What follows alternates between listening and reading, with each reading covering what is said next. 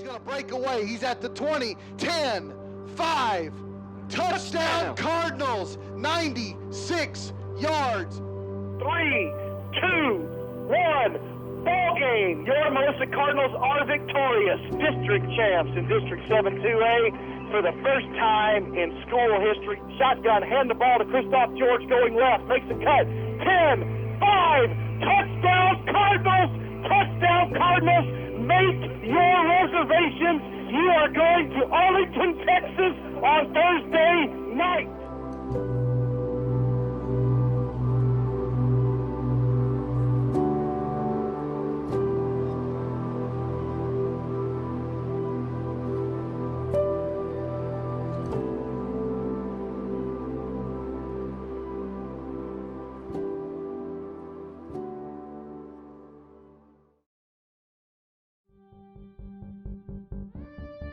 Good morning, I'm Matthew.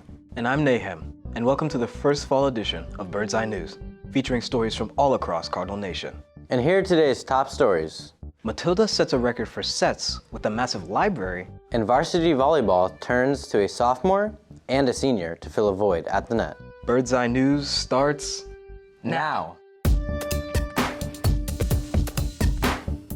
After losing their starting outside hitter to an ACL injury, varsity volleyball found a pair of spark plugs to jumpstart the front court. Here's Ella and Addison with more.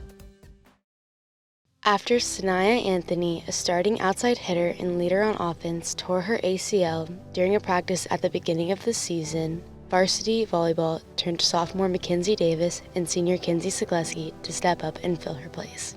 It kind of made practice come to a halt that day, but I don't think we knew at the time how serious it was. We just knew how bad it looked.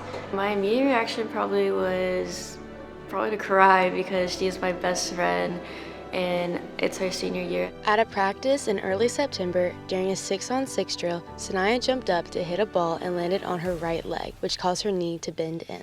Coach Pruitt turned to Mackenzie Davis and Kenzie Sigleski as the first and best choices to fill Sanaya's spot as outside hitter. Pruitt says that they always strive for perfection and have a positive attitude.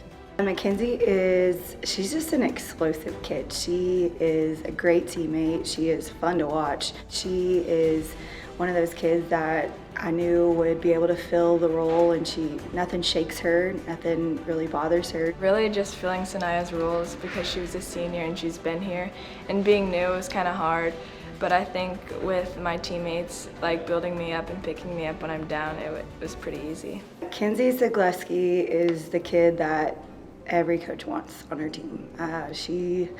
I'm pretty sure she's played every position on her volleyball teams, whether it's here or her club season. Stepping up as a senior is a hard role to do because you're the oldest, but the young ones also look up to you.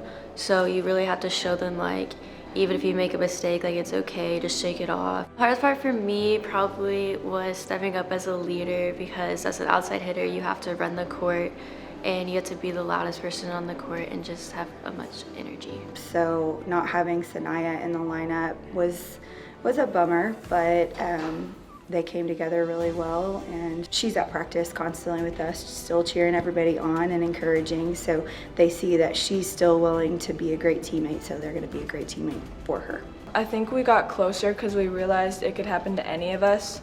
The varsity volleyball team finished 3rd overall district in their first year in 5A.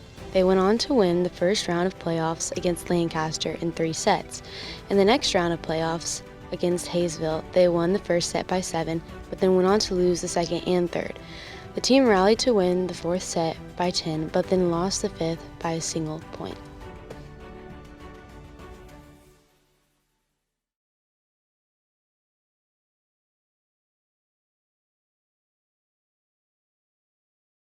In building the biggest set in MHS theater history, Theater Tech tackles their greatest challenge yet: finding cardboard.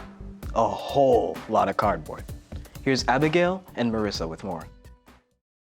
For Matilda, the most recent production by Melissa Theater, construction began on August 24th, the first day of school, and has quickly become the largest set Tech Theater has created.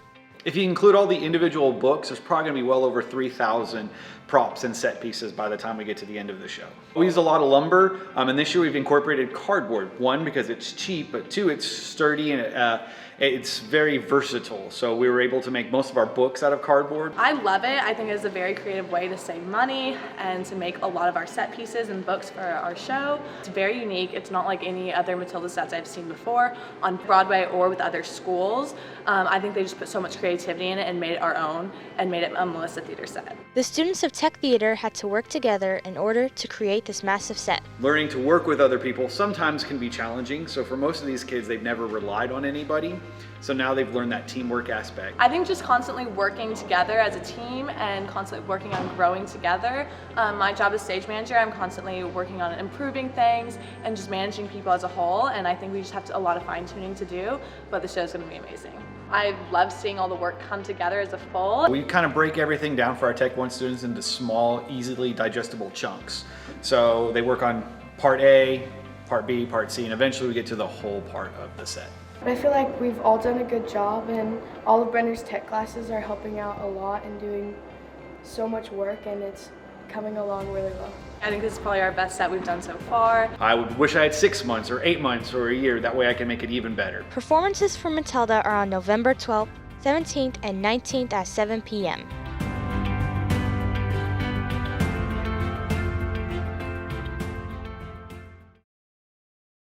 We salute our veterans and thank them for their service. Thanks for watching. See you next week.